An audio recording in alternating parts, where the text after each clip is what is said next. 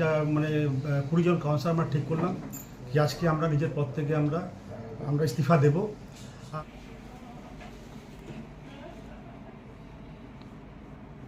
মানুষ যখন পরিষেবা পাচ্ছেন না, তো মানুষকে পরিষেবা দেওয়ার জন্যে অ্যাডমিনিস্ট্রেটর বসবে, অ্যাডমিনিস্ট্রেটর কাজ করবে।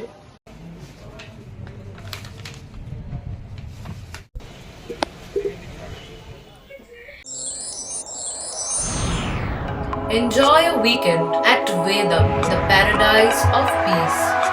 A home away from home.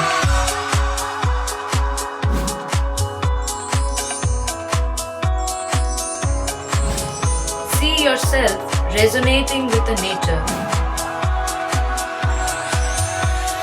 Vedam welcomes you to create your best memories. এবার ভাঙল চাপদানি পুরবোর্ড। পদত্যাগ করলেন চেয়ারম্যান সহ 19 জন তৃণমূল কাউন্সিলর। রাজ্যে পালাবদলের পর একের পর এক পুরসভায় অচলাবস্থা তৈরি হয়। তৃণমূলের চেয়ারম্যান, ভাইস চেয়ারম্যান সহ কাউন্সিলররা পদত্যাগ করতে থাকেন। কোথায় আবার পুরসভা পরিচালনা করার লোক না থাকায় প্রশাসক বসানো হয়। হুগলি জেলার চন্দননগর কর্পোরেশনে প্রথম এই ছবি দেখা যায়। এরপর চুচুড়া, বাঁশবেড়িয়া, ভদ্রেশ্বর, ডানকুনি, তারকেশ্বরে পুরো বোর্ড মেয়াদ শেষ হওয়ার আগেই ভেঙে যায়।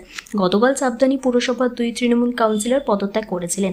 আজ চেয়ারম্যান সুরেশ মিশ্র সহ বাকি 17 জন কাউন্সিলর তাদের পদত্যাগ পত্র জমা দেন পুরসভার এক্সিকিউটিভ অফিসারের কাছে। ইও সেই পদত্যাগ পত্র চন্দননগর মহকুমা শাসকের কাছে পাঠিয়ে দেবেন বলে জানা গেছে। 12 নম্বর ওয়ার্ডের তৃণমূল কাউন্সিলর তারক সিং ও 10 নম্বর ওয়ার্ডের তৃণমূল কাউন্সিলর সেলিম কুরেশি এলাকায় না থাকায় পদত্যাগ করেননি। 7 নম্বর ওয়ার্ডের কংগ্রেস কাউন্সিলর দ্বারকা রাজভোর জানিয়েছেন দলের নেতৃত্বের সঙ্গে কথা বলে সিদ্ধান্ত নেবেন। তবে অধিকাংশ কাউন্সিলর পদত্যাগ করায় ভাঙল পুরো বোর্ড। চাপদানি পৌরসভায় 22টি ওয়ার্ড, তৃণমূলের ছিল 21 জন কাউন্সিলর, কংগ্রেসের 1 জন। আমরা ওখানে একটা চিঠি লিখেছিলাম, আমরা আপনার পৌরমন্ত্রী থেকে শুরু করে মাননীয় মুখ্যমন্ত্রীকে চিঠি করেছিলাম যে চাপদানি পৌরসভাকে একটা ফাইন্যান্সিয়াল প্যাকেজ দেওয়া যায়। কিন্তু দুঃখের বিষয় আছে কি আমাদের কথা তখনও শোনা হয়নি। এখন যে বর্তমান যে গভর্নমেন্ট আছে, আমরা এদেরকেও লিখে আমরা পাঠিয়েছি। 2 মাসের গভর্নমেন্ট, এখন আমি কিছু বলতে পারবো না। কিন্তু আমাদের পৌরসভা চালাতে গিয়ে প্রচুর অসুবিধা হচ্ছে। আমরা প্রতিদিন দেখছি নতুন নতুন আমাদের সমস্যাকে আমাদের ফেস করতে হচ্ছে। তাই আমরা আজকে আমাদের যা 20 জন কাউন্সিলর আমরা ঠিক করলাম যে আজকে আমরা নিজের পদ থেকে আমরা ইস্তিফা দেব।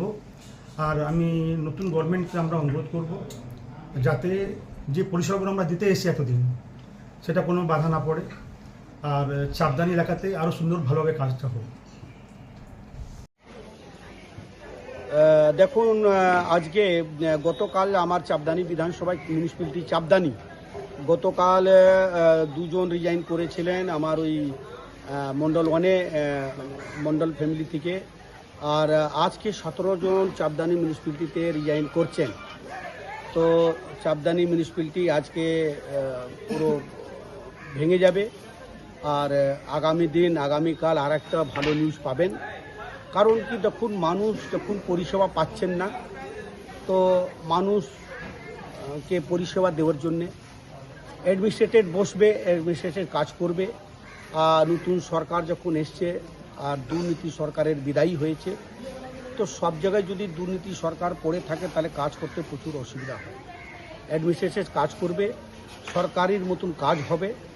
আজকে আমি 4টার মতন প্রেস করব, দেখতে পারবেন আপনারা।